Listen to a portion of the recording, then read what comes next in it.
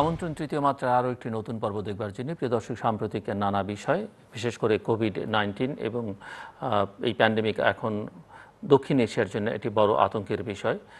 পৃথিবীর নানা প্রান্ত ঘুরে টুরে এখন সে দক্ষিণ এশিয়ায় বেশ আসন গেড়ে বসছে। আমাদের প্রতিবেশী দেশ ভারত, তার প্রতিবেশী নেপালে পরিস্থিতি অত্যন্ত উদ্বেগজনক।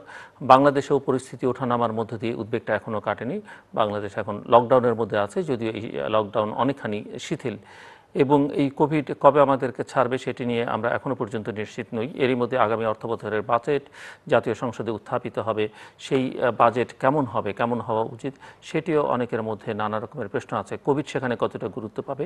আমরা এমনিতেই জানি যে আমাদের স্বাস্থ্য খাতের বরাদ্দ খুবই কম, এবং যাও বরাদ্দ সেটিও ব্যয় করবার সক্ষমতা স্বাস্থ্য মন্ত্রণালয়ের বা স্বাস্থ্য দপ্তরের নেই। এবং বরং তার চেয়ে যেগুলো আছে সেগুলো হচ্ছে দুর্নীতি, অনিয়ম, অব্যবস্থাপনা। এর বাইরে রাজনীতির পরিবেশ বেশ খানিকটা স্থিমিত, আর সেই অর্থে রাজনৈতিক উত্তেজনা নেই। বিরোধী দলগুলো তেমন কোনো ক্রিয়াকর্মের মধ্যে নেই। এইসব নানা বিষয় নিয়ে কথা বলবার জন্য আমাদের সঙ্গে আজকে স্টুডিওতে রয়েছেন বাংলাদেশ আওয়ামী লীগের সাংগঠনিক সম্পাদক আহমেদ হোসেন, এবং ঢাকার বাড্ডার বাসা থেকে যুক্ত হচ্ছেন বাংলাদেশ জাতীয়তাবাদী দল বিএনপির ভাইস চেয়ারম্যান এবং সাবেক সংসদ সদস্য শামসুজ্জামান দুদু। স্বাগত আপনাদের দুজনকে তৃতীয় মাত্রায়। আমি আহমেদ হোসেন, আপনার কাছ থেকে শুনতে চাই যে কোভিড পরিস্থিতি নিয়ে মানুষের মধ্যে উদ্বেগ আছে, কিন্তু ধীরে ধীরে লকডাউন কার্যক্রম শিথিল করে দেওয়া হয়েছে, এবং সবচেয়ে বড় উদ্বেগ যেটি ভ্যাকসিন। পৃথিবী জুড়েই এখন বলা হচ্ছে যে ভ্যাকসিনই হচ্ছে একমাত্র রক্ষা কবচ। সেখানে বাংলাদেশ ভ্যাকসিন নিয়ে একটা বড় অনিশ্চয়তার মধ্যে আছে। কেন? আপনাকে ধন্যবাদ। হ্যাঁ, উদ্বেগ উৎকণ্ঠা তো আছেই। এই উদ্বেগ উৎকণ্ঠা বাংলাদেশে আছে, সারা পৃথিবীতেই আছে। যদিও ইতিমধ্যে ইউরোপের অনেক দেশ তারা ভ্যাকসিন আবিষ্কার করেছে এবং ভ্যাকসিনেশন হয়েও যাচ্ছে, আমেরিকাও হচ্ছে, এবং আমরাও তো ভ্যাকসিনেশন হয়েছে, যেটা অক্সফোর্ডের আপনার ভারতের যে সিরাম, হ্যাঁ, তাদের থেকে আমাদের চুক্তি ছিল 3 কোটি, এর মাঝে 50 লাখ, 20 লাখ, 70 লাখ দিয়েছে। তা আমরা তো আশা করেছিলাম যে বাকিটা পেয়ে যাব। দুর্ভাগ্যজনক হলেও তাদের দেশ এফেক্টেড, ব্যাডলি এফেক্টেড, সেই কারণে হয়তো তারা এক্সপোর্ট বন্ধ করে দিয়েছে।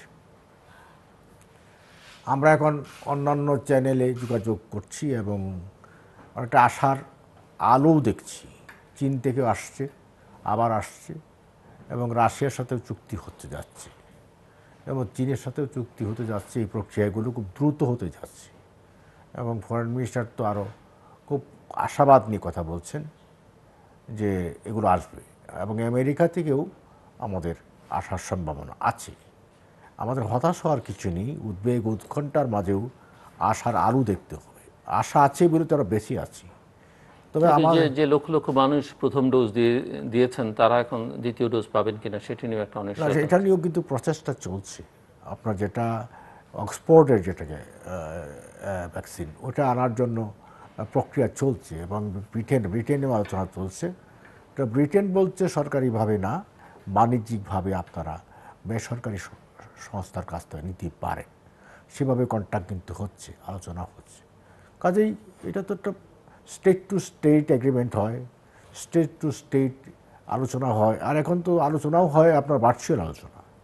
এখন যে আমি চীনে চলে যাব বা লন্ডন চলে যাব, সেখানে কথা বলে আসবো, এটাও সম্ভব হচ্ছে না। বাস্তব পরিস্থিতি পৃথিবীর এরকমই হচ্ছে। কাজে এর মাঝেও কিন্তু ভার্চুয়ালি আলোচনা করে আমরা অগ্রগতির পথে। আমি খুব আশা দেখছি, গভর্নমেন্টও খুব আশাবাদী, মাননীয় প্রধানমন্ত্রী হোল দি টাইম তিনি এটা নিয়ে কাজ করছেন। এমনিতে কি মনে হচ্ছে কোভিড পরিস্থিতি কি সামনে আরো খারাপ দিকে যাওয়ার? এখন আপাতত কোভিড পরিস্থিতি আপনি আজকে দেখেছেন, কালকেও দেখেছেন, আপ অ্যান্ড ডাউন, একবার কমে একবার একটু বাড়ে, এর মাঝে আমরা আছি। তা আমরা যে পজিশনে আছি, এটা আমেরিকাও মনে করে যে এটা খুব বিপজ্জনক না। ওকে, মিস্টার শামসুজ্জামান দুদু। জি, আপনাকে ধন্যবাদ। কংগ্রেগেট যারা আহমেদ হোসেন সাহেবকে ধন্যবাদ, এবং যারা এই অনুষ্ঠান দেখছেন সকলকে আমি এই অতিমারির মুহূর্তে একটি দুর্যোগকালীন সময়ের মধ্যে যারা আছেন সবাইকে শুভেচ্ছা অভিনন্দন জানাই।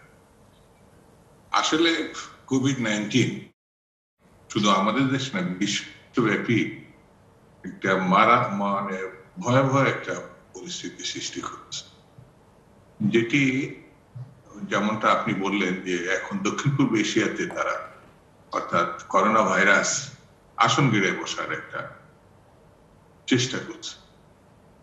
তো আমাদের পার্শ্ববর্তী দেশ ভারতে সাম্প্রতিক সময় আক্রান্ত দিক থেকে এবং মৃত্যুর দিক থেকে এটা বিশ্বের সমস্ত দেশগুলোকে ছাড়িয়ে গেছে। যদিও কয়েকদিন আক্রান্ত সেখানে কমেছে, কিন্তু মৃত্যু কিন্তু 4000-এর ঊর্ধ্বেই আছে। আর ভারতের সঙ্গে আমাদের বঙ্গোপসাগর বাইরে বলা যায় 3 দিক থেকে সীমান্ত।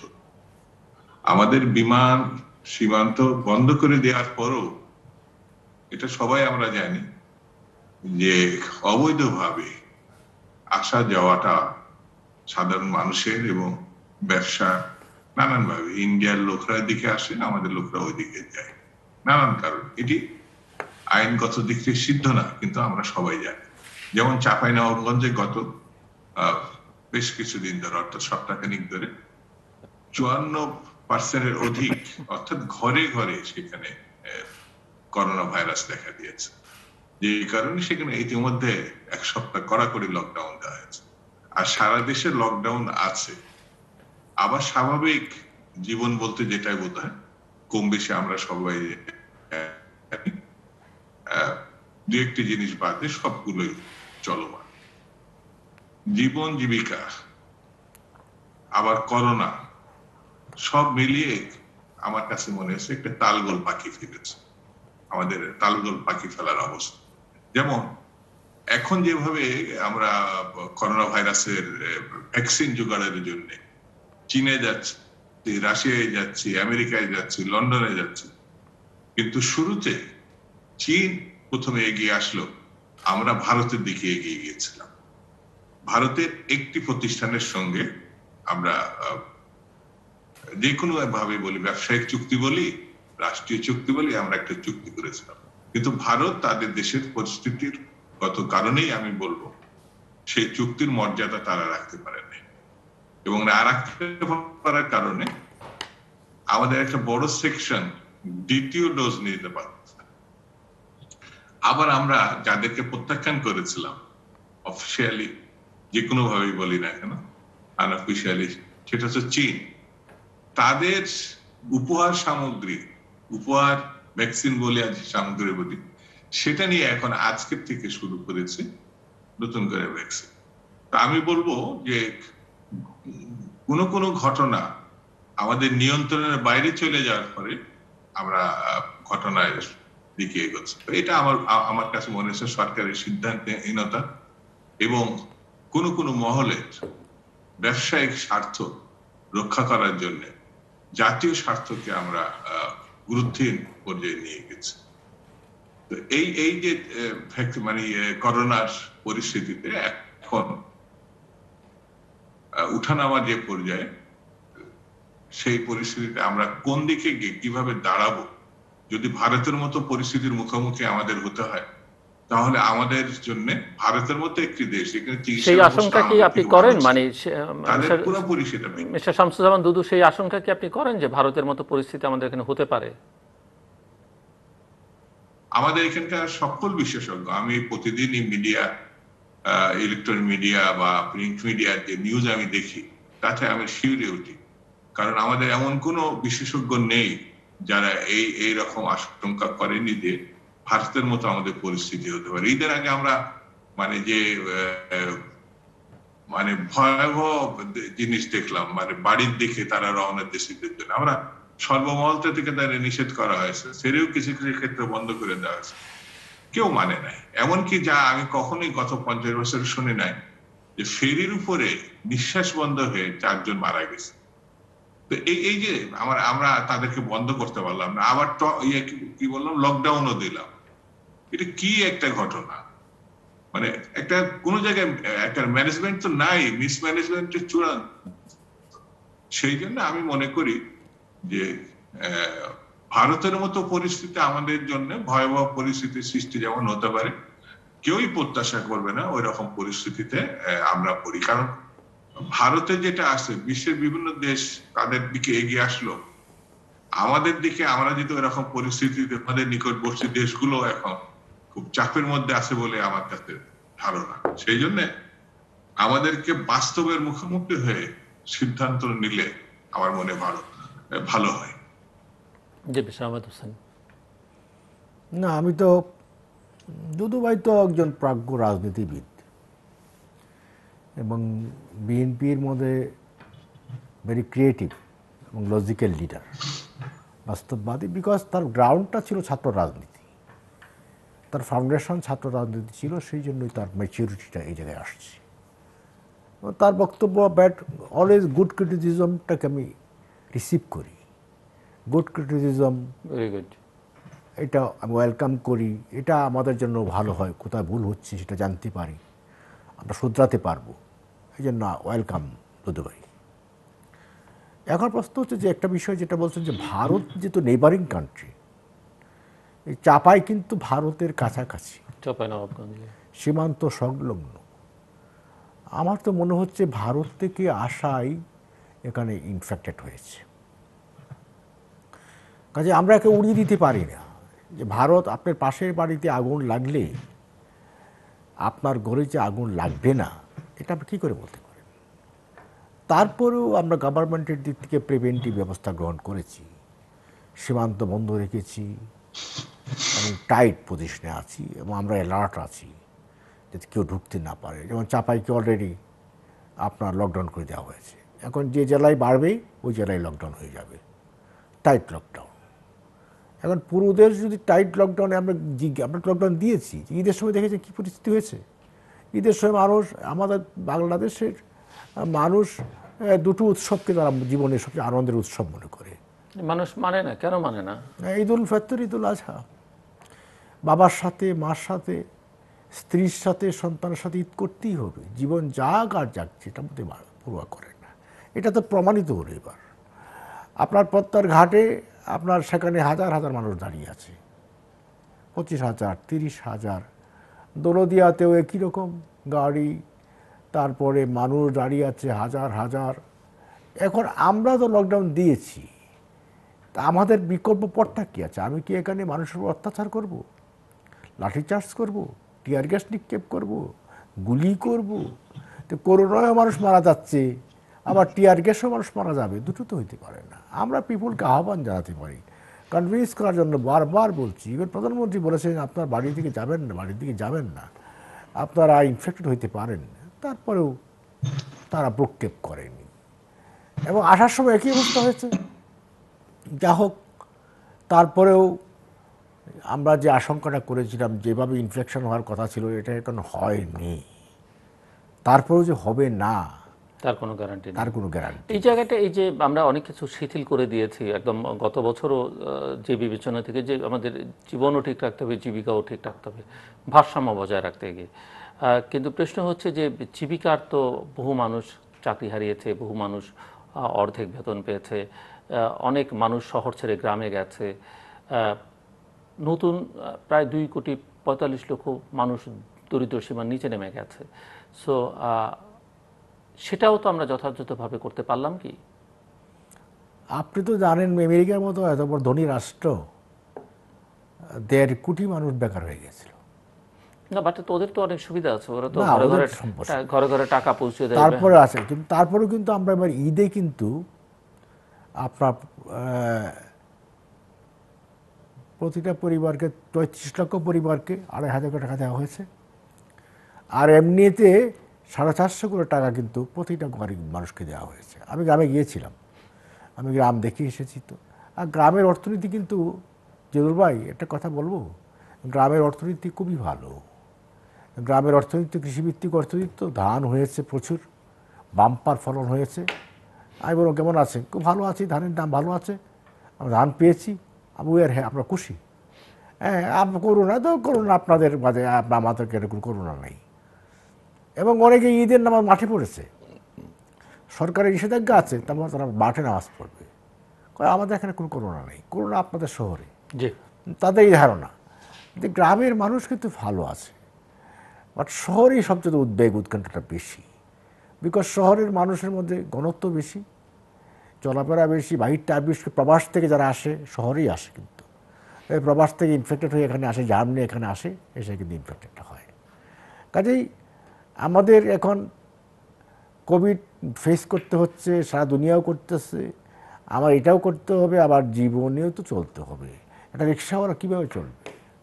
এই ঢাকা রিক্সা চালাচ্ছে, অটো রিক্সা চলছে, ওরা কীভাবে চলবে? তাদের জীবনের দিক তো চিন্তা করতে হবে। তারাও উপার্জন করছে, এখন উপার্জনে চলতে পারছে। কাজে যে কারণে আমাদের এখন জি। ব্যালেন্স প্রতিষ্ঠান ছাড়া, এটা আমি কেন, বুধবারে যদি ক্ষমা থাকতেন এটাই করতেন, এর বাইরে কিছু করতে পারতেন না। কারণ পিপুলকে তো আমাকে দেখতে হবে, পিপুলের খাওয়া গ্যারান্টি আছে কি না, সে খেতে পারছে কি না, না অনাহারে মারা যাচ্ছে, অনাহারে যদি মানুষ মারা যায়, আবার এই দিক দিয়ে কোভিডে মারা যাচ্ছে, তাহলে তো সেটা একটা ব্যালেন্স হলো না। আমরা কোভিড ফেস করব, আবার আমার দেশের মানুষকে না খেয়ে মরে যাতে না মারা যায় সেই ব্যবস্থা আমরা করব, সেটা government is alert. Mister Shamsuzzaman Dudu, আপনি কি মনে করেন, যেমনটা মিস্টার হোসেন বলছিলেন যে সবকিছুই একটা ব্যালেন্স করে চলা, এবং সেটা মোটামুটিভাবে ত্রুটি বিচ্যুতি আছে, বা আপনি যেগুলো বলছিলেন কিছু উনি ভালোভাবে গ্রহণও করেছেন, কিন্তু আপনার কাছে কি মনে হয় যে আসলেই আমরা মানুষের জীবিকার নিরাপত্তাটা পুরোপুরি দিতে পারলাম? বাংলাদেশে আসলে তো কোনো কিছু নিরাপত্তা নাই। একটু আগে যেমন আপনি এটা প্রশ্ন করলেন যে মানুষ কেন মানে না, মানে সরকার লকডাউন দিয়েছে, আমরা দেখলাম ঈদের আগে এবং পরে যাওয়া এবং আসার সরকার যে কথাগুলো বলেছে একটা মানুষও শোনে নাই। কেন শোনে নাই? এই সরকারের প্রতি মানুষ কোনোভাবে আস্থা, বিশ্বাস এবং অন্য কিছু রাখে না। কারণ হচ্ছে এই সরকার তাদের ভোটের মধ্য দিয়ে আসে না। ভোটার মেন সরকার হলে পরে সেই সরকার বসে আছে, যেমন পুলিশ রাস্তার ধারে বসে থাকলে ভালো এবং মন্দ মানুষ পুলিশকে খুব ভালো চোখে দেখে না। কারণ হচ্ছে এই যে পুলিশ, এই পুলিশ কার প্রতিনিধি? একটা অবৈধ সরকারের প্রতিনিধি। তো ভালো পুলিশ হলো কাজটা তো নির্বাচনের সময় ভালো করে নাই, সেই জন্য তারা ভালো চোখে দেখে না। তো এই কেনর উত্তর দিকে তাকালে পরে সরকারের ব্যবস্থার দিকে তাকাতে হবে। সরকার এখন গায়ের জোরে ক্ষমতায় থাকার কারণে এই সরকারের প্রতি আস্থা বিশ্বাসের সঙ্গে শ্রদ্ধা ভক্তি মিনিমাম নেই। এই সরকার যদি বলে ডান দিকে চলো, মানুষ মনে করবে ডান দিকটা খারাপ, কারণ সরকার তো খারাপ, তখন সে বাম দিকে যাও। সেই কারণে মানুষকে যত অনুরোধই করুক না কেন সরকার, যতভাবেই বলুক না কেন, মানুষ শুনছে না। আর শুনছে না বলে দেখেন যেভাবে মানুষ ঈদ করতে গেছে আর ঈদের পরে ফিরেছে, তাতে এখানে আমি তো আতঙ্কিত ছিলাম এইভাবে যে আল্লাহ আমাদের রক্ষা করেছে যে হাজার হাজার মানুষ বিপদে পড়তে পারে, এখনো বিপদ মুক্ত এটা আমি মনে করি না। আর মানুষ ভালো আছে কি করে? 3 কোটির মানুষ এখন দারিদ্র সীমার নিচে। মানে যদি মানুষ ভালো থাকে, উন্নয়ন করে, আস্থা বিশ্বাসের সঙ্গে চলে, তো দারিদ্রের সীমার নিচে থাকবে না, তো দারিদ্র মানুষ উপরে উঠবে। কিন্তু আমরা জানি এবং সরকারও জানে যে দারিদ্রের সীমার নিচে থাকাটা আছে দেশের অর্থনৈতিক ভয়াবহতাটাই সামনে নিয়ে আসে। আর মধ্যবিত্তের ঘরে মানুষ এখন মুখে মাস্ক পরে কিন্তু টিসিবির লাইনে দাঁড়ায়। সবথেকে ভয়ঙ্কর এবং ভয়াবহ পরিস্থিতি হতো মধ্যবিত্তদের। তারা হাতও পাততে পারছে না, তারা মানুষের কাছে সাহায্য নিতে পারছে না, আবার তারা না খেয়ে আছে। এটা বাস্তবতা, আমি সরকারের সমালোচনার জন্য বলছি না। কারণ স্বাভাবিক যে কাজটা, চাকরিটা, আপনার জনকণ্ঠের যে চাকরি গেছে আপনি লক্ষ্য করেছেন, একসঙ্গে প্রায় 50 থেকে 60% কর্মচারী, সেখানে তোয়াব খানের মতো মানুষ, সিনিয়র সাংবাদিক, আমি একটা এক্সাম্পল হিসাবে কথাটা আপনাকে এখানে বলছি, তাকে বলে দেওয়া হয়নি আনুষ্ঠানিকভাবে যে আপনার চাকরি নাই। তিনি অসুস্থ হওয়ার পরে তাকে যখন প্রশ্ন করা হয়েছে, তখন বলছে বোধহয় চাকরি আছে কিনা এটা কর্তৃপক্ষের সঙ্গে একটু জিজ্ঞাসা করা দরকার। তো জনকণ্ঠ সরকারের সমর্থক শুধু না, যত রকম সুযোগ সুবিধা পাওয়া এই সরকারের সবকিছু পাইছে, পাওয়ার পরও সে তার কর্মচারীদের বেতন দিতে পারছে না, নাকি বেতন দিচ্ছে না, কোনটা সত্য? এই এই প্রসঙ্গে এই জন্যই বলি যে সমস্ত জায়গায় এক ধরনের অস্থিরতা দেখা দিয়েছে। গ্রামের মানুষ, শহরের কথাই তো পত্রিকায় লিখলে বিপদ আছে, টেলিভিশনে বলে বিপদ আছে। গ্রামের মানুষের কথা যদি বলে, এই পর্যন্ত শতাধিক সাংবাদিককে সত্য বলার কারণে ডিজিটাল মামলায় কোনো না কোনো ভাবে তারা জেলখানায় হয়ে গেছে।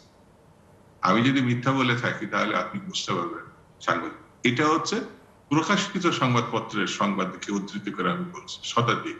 আর যেগুলো প্রকাশিত হয়নি সেই সংবাদগুলো যদি আমরা সামনে নিয়ে আসি, তাহলে গ্রামের মানুষ ভালো আছে এটা বলা যাবে না। আর সরকার থেকে যেসব জিনিসগুলো বরাদ্দ দেওয়া হয় সাধারণত, যেগুলো লেখার কারণে সাংবাদিকরা মামলা, ডিজিটাল মামলায় আক্রান্ত হয়েছে এবং জেলে গেছে, সেটি কি হচ্ছে সরকারের বরাদ্দ তো সরকারের লোকজনরা পাচ্ছে, সরকারের সমর্থকরা পাচ্ছে। কোনো কোনো ক্ষেত্রে গরিব মানুষের বরাদ্দরা তো সরকার সমর্থিত হাতের মধ্য দিয়ে যেটা যাওয়া যাচ্ছে সেটা তারা রেখে দিচ্ছে। এই ধরনের সংবাদই আমরা বিভিন্ন জায়গায় দেখছি। সেই জন্য মানুষ ভালো আছে, মানুষ খুব শান্তিতে আছে, এই দারিদ্র সীমার নিচে নেমে যাওয়াটাও প্রমাণ করে না, আবার মধ্যবিত্তদেরকে টিসিবির লাইনে দাঁড়ানোটাও মনে করে না। আর সাংবাদিকদের মতো নিরাপদ একটা জায়গায় চাকরির ক্ষেত্রে তারা সকালে উঠে শুনছে তাদের চাকরি নেই, একটা এক্সাম্পল। তো বিভিন্ন বেসরকারি সরকারি প্রতিষ্ঠানের যে অবস্থা সেদিকে যদি আমরা যাই, আর নিম্নবিত্ত বলতে যারা বলি, রাস্তার পাশে যেসব খেটে খাওয়া মানুষ প্রতিদিনের গুলি মুজুরে কাজ করে, তাদের যে চেহারা, তাদের যে কথাবার্তা শুনলে শুধু মায়া না, দেশে মনে একটা এক ধরনের নীরব দুর্ভিক্ষ চলছে। এর থেকে কিভাবে আমরা বেরিয়ে আসব, মানুষকে বাঁচাবো, কিভাবে মানুষকে রক্ষা করব, এই জিনিসটি আমার মনে হয় এখন আমাদের ভেবে দেখার দরকার। জি, মিস্টার আহমেদ হোসেন। জি, প্রথম পর্বে দুদু ভাই বক্তব্যটা ছিল অনেকটা একাডেমিক। সেকেন্ড পর্বে এসে তিনি রাজনৈতিক বক্তব্য দিয়েছেন, ধাপে ধাপে এগুচ্ছেন। ধাপে ধাপে এগোচ্ছে। এটা না দিলে চলে না, এটা না দিলে তো রাজনীতিবিদ নন। উনি তো আর সিভিল সোসাইটির মেম্বার না, তাই না, বুদ্ধিজীবীও না। বুদ্ধিবৃত্তি আছে কিন্তু পলিটিক্যাল পার্টির লিডার। এই যে আমাদেরকে অবৈধ বলতে বলতেই কিন্তু তারা বৈধ করে দিয়েছেন। তারা আমাদেরকে অবৈধ বলতে বলতে কিন্তু আমরা ইতিমধ্যে 2.5 বছর পেরিয়ে, আর না হয় 2.5 বছর আছি, 2.5 বছর পরে নির্বাচন হবে। সেই নির্বাচনেও কিন্তু তারা নির্বাচনে আসবে। আর যত কথা কিন্তু এই অবৈধ গভর্নমেন্টকেই বলতে হচ্ছে, এই অবৈধ গভর্নমেন্টের কাছে কিন্তু আবেদন করতে হচ্ছে। এবং বিএনপি চেয়ারপারসন বেগম জিয়ার আপনার মুক্তি, আপনার প্রশাসনিক অর্ডারে, এটা কিন্তু এই অবৈধ গভর্নমেন্টের প্রধানমন্ত্রীর কাছেই আপনার আবেদন করতে হয়েছে। এবং দেশের বাইরে চিকিৎসার জন্য সেই অবৈধ গভর্নমেন্টের অবৈধ প্রধানমন্ত্রীর কাছেই কিন্তু আবেদন করতে হয়েছে। কিন্তু এইগুলো এখন মানুষের কাছে গ্রহণযোগ্য নয়। আর এটা অবৈধ গভর্নমেন্টের বিরুদ্ধে যারা বৈধতা দাবি করেন তাদের ঢাকেও কিন্তু কেউ আসে না। বেগম জিয়া কিন্তু মুক্তির জন্য তাকিয়েছিলেন যে আমার পার্টি রাজপথে গিয়ে একেবারে লক্ষ লক্ষ মানুষ নিয়ে একটা বিশাল আন্দোলন গড়ে তুলবে, কিন্তু ওই পার্টি ব্যর্থ হয়েছে। এই পার্টির সাংগঠনিক দুর্বলতা। এটা আমার কথা না, তাদের পার্টির মেজর হাফিজ সাহেব বলেছেন, ও শাহজাহান ওমর সাহেব বলেছেন, এবং শাহ মুয়াজ্জেম, উনি এক সময় খন্দকার মুশতাকের ক্যাবিনেটে ছিলেন, এরশাদেরও পার্টি করেছেন, এখন বিএনপি করেন, আমাদের পার্টিও করেছেন। ওনার পার্টির তো শেষ নেই। তিনি বলেছেন না না আমাদের পার্টির নেত্রী, উনি তো লেখাপড়া জানে না, রাজনীতি বুঝে না, শেখ হাসিনা রাজনীতি বুঝে। এবং এমন কথাও বলেছেন যে শেখ হাসিনা তার বাপের হত্যার বিচার করেছে, বাট আমাদের নেত্রী কিন্তু তার হাজব্যান্ডের হত্যার বিচারটা করতে পারেনি। না, আমাদের নেত্রী লেখাপড়া জানে না, রাজনীতিও বুঝে না, আর আমাদের পার্টি সাংগঠনিকভাবে দুর্বল হয়ে যাচ্ছে। এবং একজন হাফিজ তো আরও এগিয়ে বললেন যে আমাদের পার্টিতে যারা মুক্তিযোদ্ধা তারা এখন আস্তে আস্তে কোণঠাসা হয়ে যাচ্ছে, মুক্তিযোদ্ধাদের কোনো এখানে বক্তব্য নেই, বয়স নেই, মর্যাদা নেই, তাদের কোনো প্রভাব নেই। এমনকি মির্জা আব্বাস সাহেব দি লাস্ট যে বোমাটা ফাটালেন, তিনি বললেন যে আপনার ইলিয়াসকে তো সরকার গুম করেনি, আমাদের পার্টি থেকে গুম করা হয়েছে। এবং আগের দিন রাতে আমাদের পার্টি অফিসে যার সাথে উচ্চবাচ্য হয়েছে ইলিয়াস আলীর, তিনি নিজে বলেছেন, এই কথাটা তো মিডিয়াতে আসছে, যে কারণে তাকে শোকজ করা হয়েছে। শোকজ করার পরে তো শোকজের উত্তর দিতেই হয়, দিয়েছেন, কিন্তু উনি তো বলে দিয়েছেন। আসলে বিএনপি এখন একটি অন্তঃসারশূন্য পার্টি। আপনার শরীরে যদি রক্ত না থাকে তখন তো শরীর চলতে পারে না। বিএনপির আসলে এখন রক্তশূন্য একটা পার্টি, যে কারণে সেই পার্টি আর চলতে পারছে না। ওই পার্টির নেতৃত্ব শূন্য পার্টি। আপনি বলুন তো, আমি এই কথাটাই বলি, এই দেশের মানুষ কিন্তু লিডারকে দেখে কিন্তু ভোট দেয়। 70-এর নির্বাচনে বঙ্গবন্ধুকে মানুষ ভোট দিয়েছে। ক্যারিসমেটিক লিডার, সব দেশে ক্যারিসমেটিক লিডার ছাড়া কোনো পার্টি চলে না। বাংলাদেশে আওয়ামী লীগ ক্ষমতা, শেখ হাসিনার ক্যারিসমেটিক লিডারশিপ এসেছে। 75-এ বঙ্গবন্ধু হত্যার পরে কিন্তু আমাদের পার্টিতে ক্রাইসিস ছিল, কিন্তু ক্যারিসমেটিক লিডারশিপ ছিল না। যখন বঙ্গবন্ধু কন্যা শেখ হাসিনা আসতেন ক্যারিসমেটিক লিডার, তখন তিনি যেখানে যেতেন লক্ষ লক্ষ মানুষ আসত, এবং তাদের পার্টিতেও বেগম জিয়া ক্যারিসমেটিক লিডার ছিলেন। বাট ক্যারিসমেটিক লিডার যিনি ছিলেন, দুবার প্রধানমন্ত্রী ছিলেন, কিন্তু এখন তো আগামী নির্বাচনে তো উনি নির্বাচন করতে পারবেন না, because she is convicted. How people will come to cast their votes in favour of BNP. নেতাকে দেখে কিন্তু ভোট দিতে চায়। যেখানে বেগম জিয়া প্রধানমন্ত্রী হতে পারবে না, ইলেকশন করতে পারবে না, তো বিএনপি গিয়ে ভোট দিয়ে আমরা লাভটা কি? আপনাদের ভাষায় বা আইনের কথায় তারেক রহমানও পারবেন না। না, এটা আমার বাসায় না, এটা তো আমি তো বললাম আর কি, তারেক রহমান তো আইনের কথা বললাম, তারেক রহমান তো উনি তো এখন অ্যাবসকন্ডেড, পলাতক আসামি হিসেবে আছেন, তাই না? তো অনেকেই অ্যাবসকন্ডেড থাকে, বাইরে থাকে, বাইরে থেকে কিন্তু বেশি দেশে আসে। তিনি আসলেই পারতেন, এসে তিনি জেলে চলে যেতেন যদি সেরকম সাহসী বীর সন্তান হতেন। এটা বেটার হতো কি না? তা সেটাও আসতে পারছেন না। আমাদের ভাষায় না, আইনের ভাষায় বলছি আমি। আইন, ল যেটা বলে আমি সেটা বলছি। আমি আমার গায়ের জোরে কথা বলছি না, এটা বাস্তবতা। আমি সেই কারণে বলছি যে বিএনপি এখন যে পাওয়া চলছে, বিএনপিতে এখন কে চলছে? বিএনপি মির্জা ফখরুল সাহেব কথা বলেন, আরেকজন বলতেন তিনি অসুস্থ হয়ে পড়েছেন, রিজভী সাহেব। এখন কথা বলার লোক তো আমি দেখি খুব কম। এখন আর দুদুভাইকে তো স্পোক্সম্যান বানানো হবে না, তাই না? আস্তে আস্তে পার্টিটাই দুর্বল হয়ে যাচ্ছে। এবং পার্টি প্রধান যখন অসুস্থ হয়ে পড়লেন, এবং প্রধানমন্ত্রী শেখ হাসিনা কিন্তু রেডি ছিলেন তাকে দেশের বাইরে পাঠিয়ে দেবেন, এবং অলরেডি ওনার পাসপোর্ট রেডি করার জন্য অর্ডার হয়ে গেছিল। তারপরে দিলার সব খবর টবর নিয়ে দেখা গেছে যে উনি এই দেশেই চিকিৎসকরা তাকে ভালো করতে পারবে। এখন ভালো হয়ে গেছেন। যে কথাটা মির্জা ফখরুল সাহেব বলেছেন যে আমি ম্যাডামের মুখে হাসি দেখলাম, মানে এই হাসিটাই একটা মেসেজ দিলেন যে তোমরা এখন হাসো, সমস্ত কর্মীদের বলো আর কান্নাকাটি করো না, আপনি ভালো হয়ে যাচ্ছেন, তো অলরাইট, এভরিথিং ইজ ওকে। সুতরাং এইটা এই অবৈধ কথা না বলে এটা বলেন যে সাংবিধানিক গভর্নমেন্ট, ডেমোক্রেটিকলি ইলেক্টেড গভর্নমেন্ট। কারণ আপনারা যেহেতু অপোজিশন পার্টি করেন, আপনারা আমাদের গায়ে একটা চাপ সৃষ্টি করে রাখেন যে এটা অবৈধ। তো অবৈধ বললে আমরা মনে হয় মানসিক দুর্বল হয়ে যাবো। না, পিপুল এটা মনে করে না। পিপুল তো মনে করে এই গভর্নমেন্ট, শেখ হাসিনার নেতৃত্বে এই গভর্নমেন্ট নির্বাচিত গভর্নমেন্ট। হ্যাঁ, সুতরাং দুদুভাই তো একা পারবেন না। দুদুভাই তো পার্টি পলিসি মেকিংয়ে একা নন, ওনার কথায় সব কিছু হয়ে যাবে না। তবে বিএনপি অন্ততপক্ষে সূত্রাতে ভালো হতো। জি, মিস্টার শামসুজ্জামান দুদু, আমি আসলে অন্য প্রসঙ্গে যেতে চাইছিলাম, কিন্তু আমার মনে হয় আমি অন্য প্রশ্ন করলে আপনি মিস্টার আহমেদ হোসেনের কথা ধরেই উত্তর দিবেন, কারণ অন্তঃসারশূন্য বিএনপির পক্ষে কিছু বলা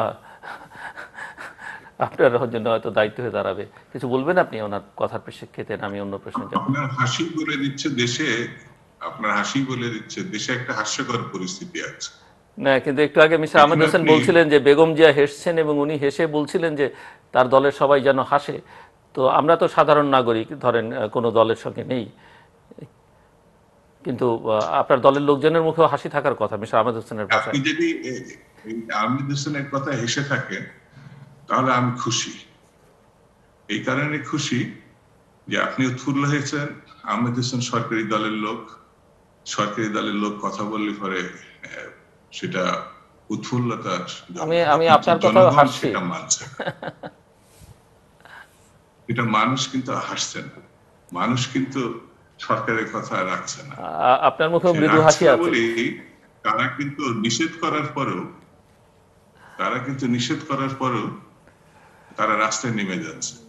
বারবার প্রধানমন্ত্রী বলেছেন যে এই ঈদ না পেলেও আরেক ঈদ পাবেন, দেশে কি করতে পারবেন, এবার যেখানে আছেন সেখানে ঈদ করেন। প্রধানমন্ত্রী তো সিংহাসনের মতো একটা জায়গায় বসে আছে, রাজা ধীরে রাজ, রানী মহারানী, তার কথা শুনলো না, এটা তো খুব কঠিন ব্যাপার। আপনি আহমেদ হোসেনের কথা এসে ফেললেন যে বেগম খালেদা জিয়া ভালো আছে, কিন্তু জনগণ কিন্তু আহমেদ হোসেনের কথা বা তার নেত্রীর কথা শুনলো না। এই জন্যই বলেছি, সরকার যদি রাজনৈতিক হয়, অতীতে আমরা দেখেছি মুক্তিযুদ্ধের আহ্বান করলে মৃত্যু, মুক্তিযুদ্ধে ঝাঁপিয়ে পড়েছে। নেতারা যখন মুক্তিযুদ্ধের জন্য আহ্বান জানিয়েছে, মানুষ ঝাঁপিয়ে পড়েছে মুক্তিযুদ্ধ। আমি এই ছোট্ট তুলনাটা করলাম। আর আমি একাডেমিক আলোচনাটা আগে করেছি, পরে করেছি, 3 কোটি মানুষের দারিদ্র সীমার নিচে থাকলে, এটা একাডেমিক আলোচনা। এটা যদি আহমেদ হোসেন সাহেব বুঝতে পারতেন ভালো হতো, কারণ এখন বুঝতে পারবেন না, যেহেতু একটি অসম্ভব সরকারের সমর্থক হিসাবে তিনি কাজ করছেন। এটা বোঝার কথা না। মধ্যবিত্তরা টিসিবির লাইনে, এটা আমার কথা না, পত্রিকার কথা, মানুষও জানে। তো এখানেও তিনি তার নিজের দিকে সাজিয়েছেন। তো এই জিনিসটা আসলে আমি বলতে চাই যে স্বাভাবিক অবস্থাটা দেশের রাজনৈতিক ক্ষেত্রে নাই। আর নাই বলেই এখন যে ভয়াবহ পরিস্থিতিটা আপনি দেখেছেন, যে রোজিনার ব্যাপারে তুলকালাম কাণ্ড হয়ে গেল। রোজিনা দুর্নীতির কথা বলেছে স্বাস্থ্য মন্ত্রণালয়, তাকে আটকে রেখে 5 ঘন্টা নির্যাতন করা হয়েছে। যারা নির্যাতন করেছে তারা কিন্তু গ্রেপ্তার হয়নি, তারা কিন্তু মামলার মুখোমুখি হয়নি। অর্থাৎ প্রশাসনের কি ক্ষমতা, আইন শৃঙ্খলা বাহিনীর কি ক্ষমতা, এটা তো কোনো রাজনৈতিক দলের অবস্থায় নেই।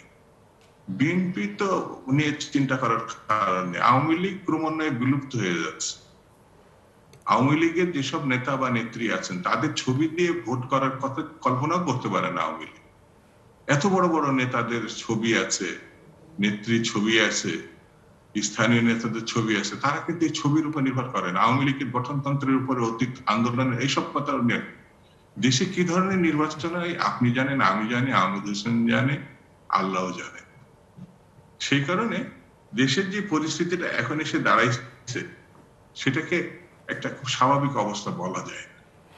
এটা আপনি জানেন, আমরা একটা বয়সে ছাত্র রাজনীতি করেছি, এখন আরেকটা বয়সে এসে পৌঁছেছে।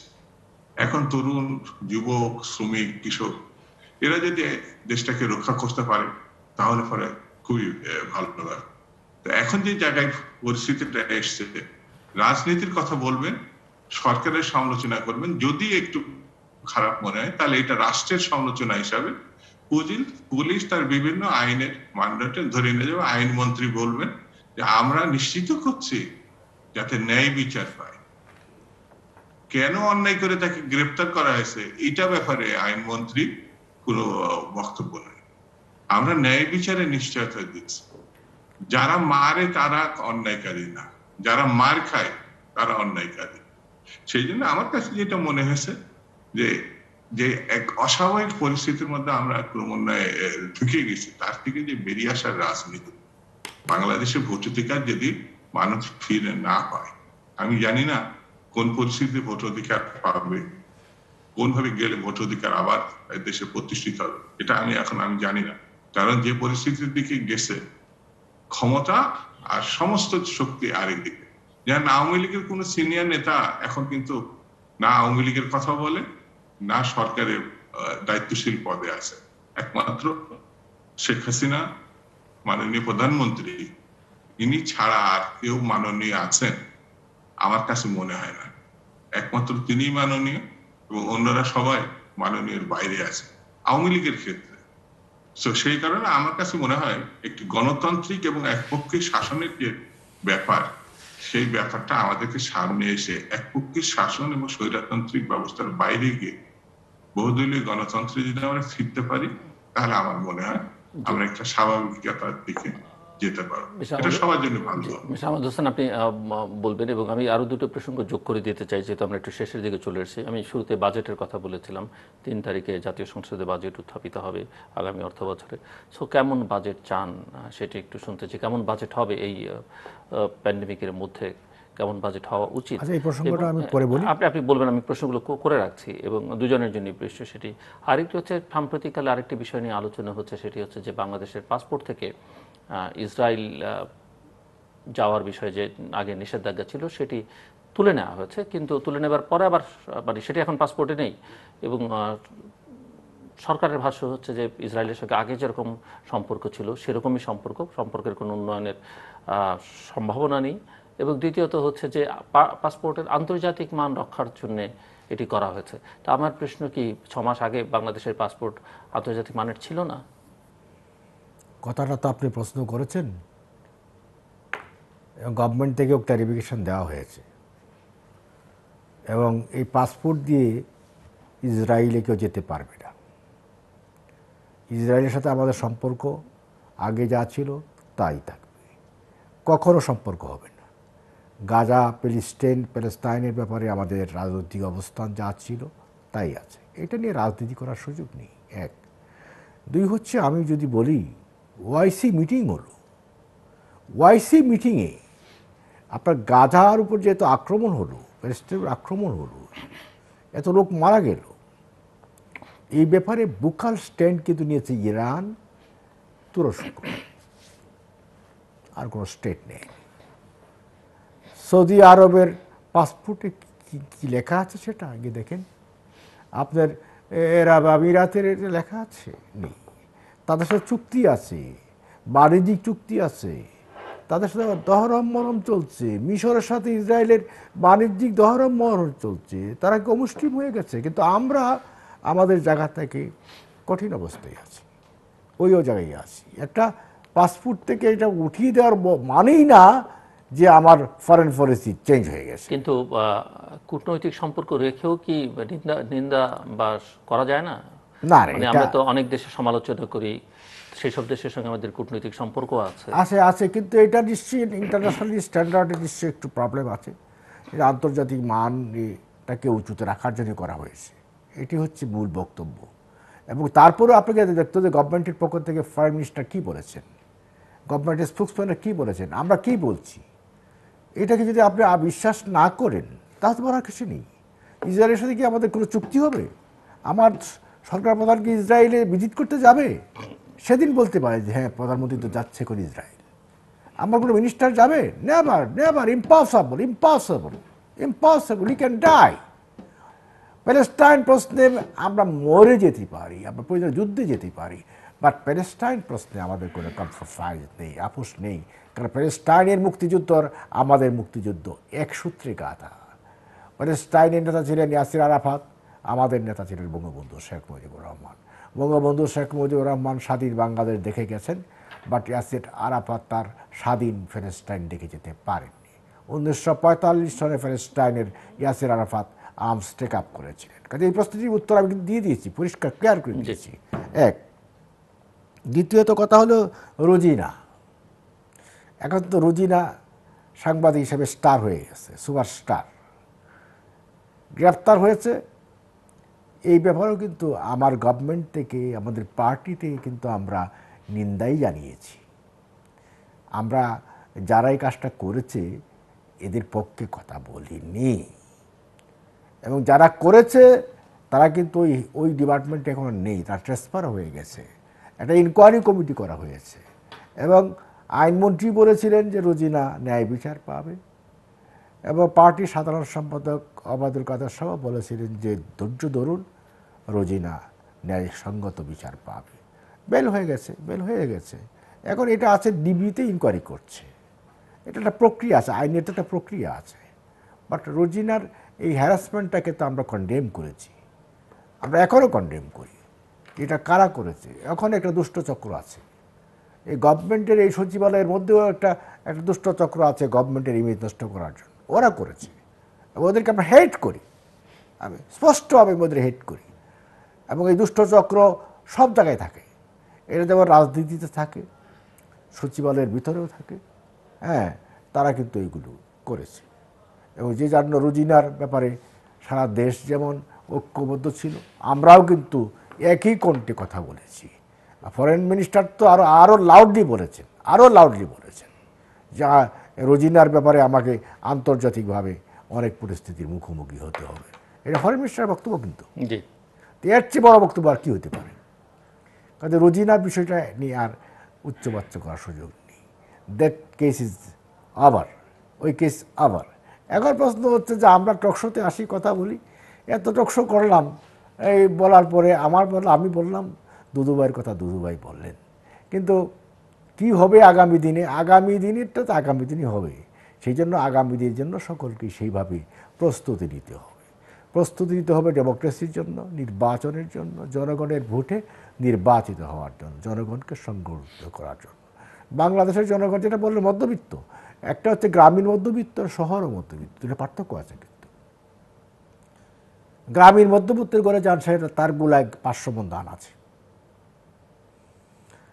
শহরে মধ্যবিত্ত যারা আছে, তার একটা গাড়ি আছে, একটা ফ্ল্যাট আছে, তার চলার মতো একটা সংস্থা। সবচেয়ে প্রবলেম হলো নিচের ক্লাসটা, যারা রিক্সাওয়ালা, ঠেলাগাড়িওয়ালা, অটোরিকশা চালায়, এই ক্লাসটা হচ্ছে প্রবলেম। তো এই ক্লাসটা এখন তো লকডাউন শিথিল হয়ে গেছে, তারা কাজ করতে পারতেছে, এখন নো প্রবলেম। আর গ্রামে গেলে এক সময় আমি দেখেছি, আপনি গ্রামে যান কিনা জানি না, এক সময় আমরা দেখেছি দিনমজুর ছিল, দিনমজুর পাওয়া যায় না এখন। সব গার্মেন্টস এবং গার্মেন্টস থেকে যেভাবে ছুটি নেওয়ার পর যেভাবে বাড়িতে গিয়েছে, গ্রামে গিয়েছে, গ্রাম থেকেও গার্মেন্টসের কর্মীরা ছুটে এসেছে। সুতরাং আমাদের দেশের অর্থনীতি সম্পর্কে যদি কথা বলতে যান, বিদেশি আমেরিকান একজন সাংবাদিকের বক্তব্য, তিনি বলেছেন যে এক সময় বলা হতো বটমলেস বাস্কেট, এখন বাংলাদেশ আউট অফ বাস্কেট, মানে বাস্কেট পরিপূর্ণ হয়ে পড়ে যাচ্ছে অর্থনীতির প্রবৃদ্ধি।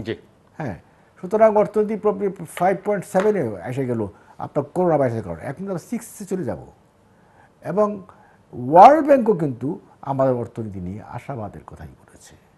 কাজে আমার দেশের উন্নয়ন হয়নি কথা বলা যাবে না, ডেভেলপমেন্ট হয়নি কথা বলা যাবে। একটা হচ্ছে ডেভেলপমেন্ট, স্টেট ডেভেলপমেন্ট, আর একটা হচ্ছে ন্যাশনাল ডেভেলপমেন্ট। স্টেট ডেভেলপমেন্ট হলো আপনার রাস্তাঘাট করলেন, বিল্ডিং করলেন, উৎপাদন নেই।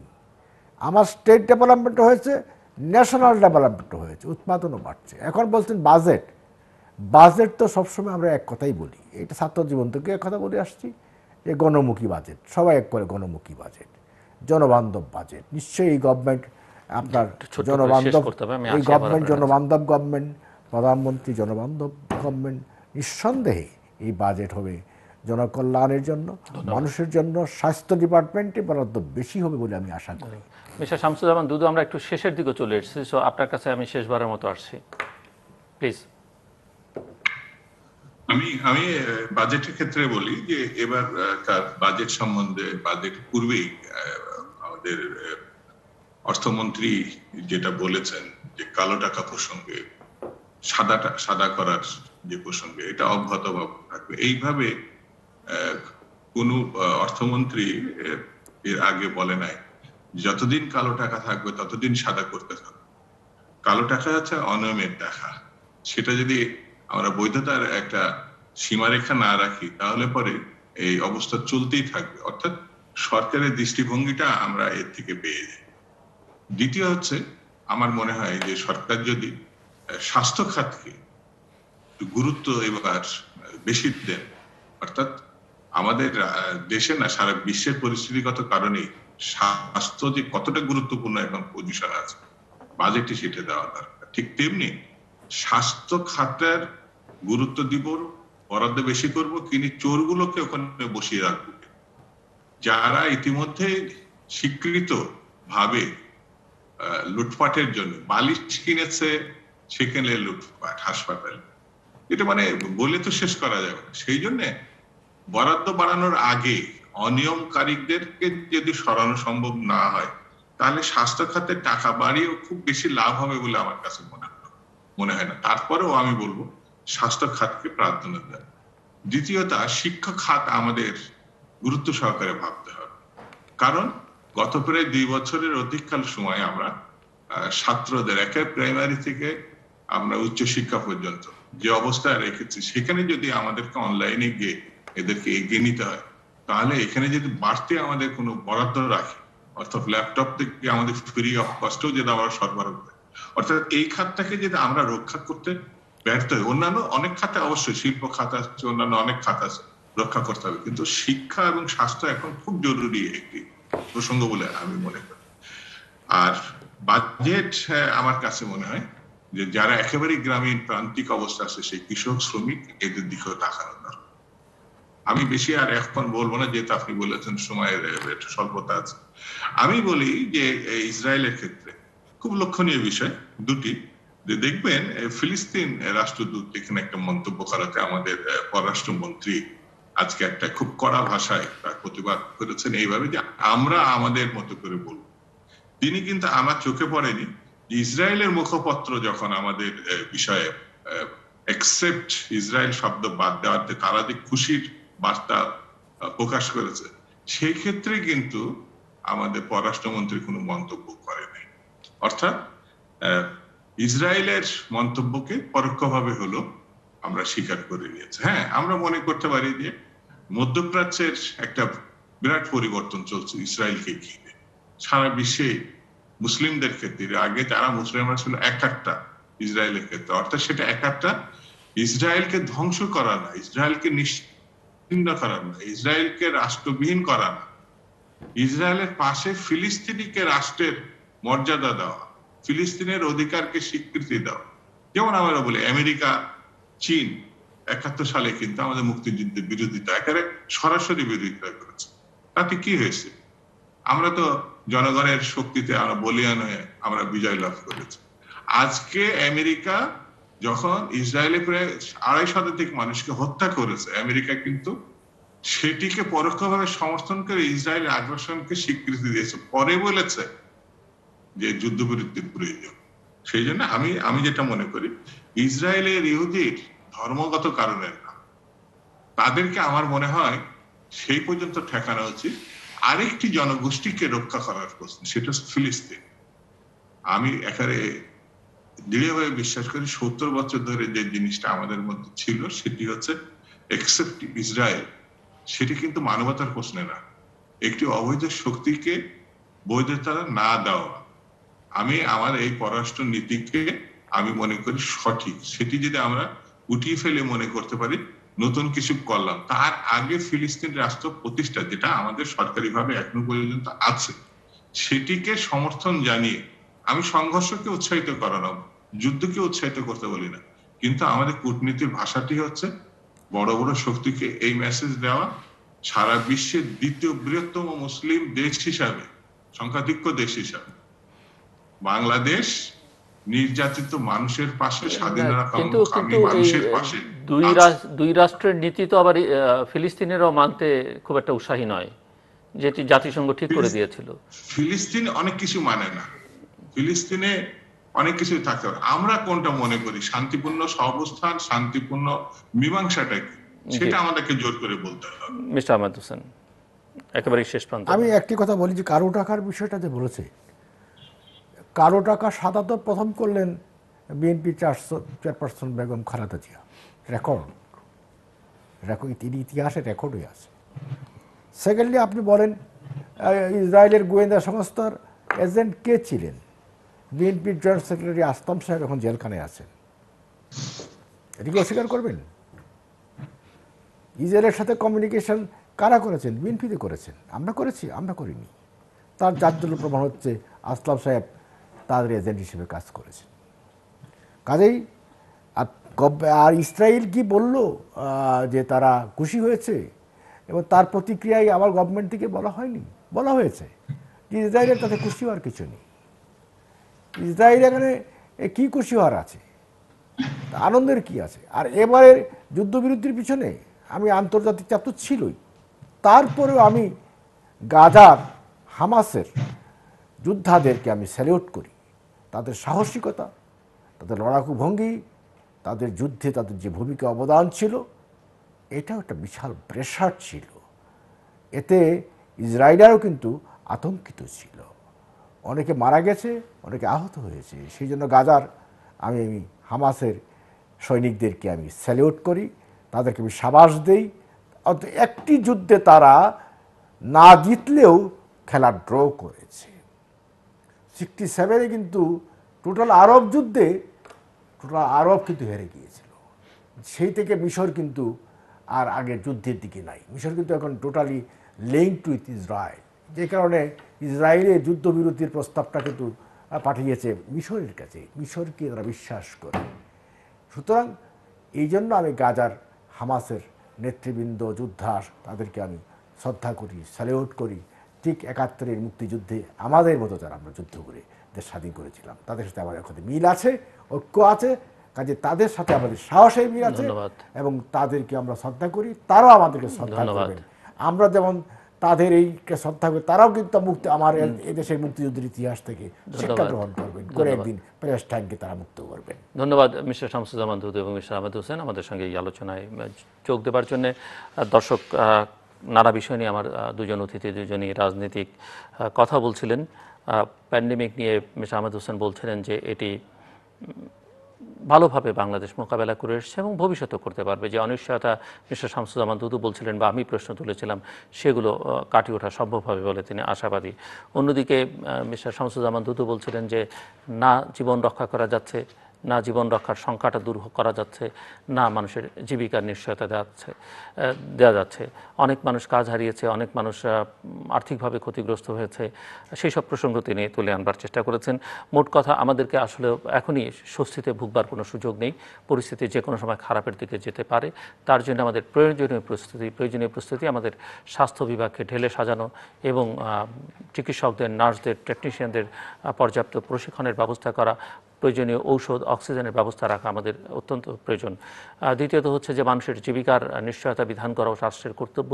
বিশেষ করে বাংলাদেশে অনেক মানুষ, কয়েক কোটি মানুষ দরিদ্র সীমার নিচে চলে গেছে, তাদেরকে সেই সীমার উপরে তুলে আনা দায়িত্ব। গ্রামীণ দরিদ্র মানুষ বা শ্রমজীবী মানুষ, তাদের দিকে যেমন নজর দিতে হবে। যারা সবচেয়ে অবহেলিত, শহরে যারা নিম্নবিত্ত আছেন, তারা আসলে কোনো ডাটাবেজের মধ্যে আমাদের নেই, তাদের দিকেও নজরটা আরও বেশি দিতে হবে, কারণ তারা অনেকেই শহর ছেড়ে গ্রামে চলে গেছেন। তৃতীয়ত হচ্ছে বাজেট কেমন চাই। দুজনই বলেছেন যে বাজেট স্বাস্থ্য এবং শিক্ষা খাতে মনোযোগ দেওয়া দরকার।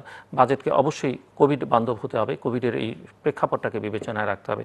আর কূটনৈতিক সম্পর্কের ক্ষেত্রে আমরা যেটি বলতে চাই সেটি হচ্ছে যে সম্পর্কটা অবশ্যই বাংলাদেশের রাষ্ট্রীয় স্বার্থ অনুকূলে হতে হবে এবং সেই স্বার্থ বিবেচনা করেই যে কোনো কূটনৈতিক সম্পর্ক হওয়া উচিত।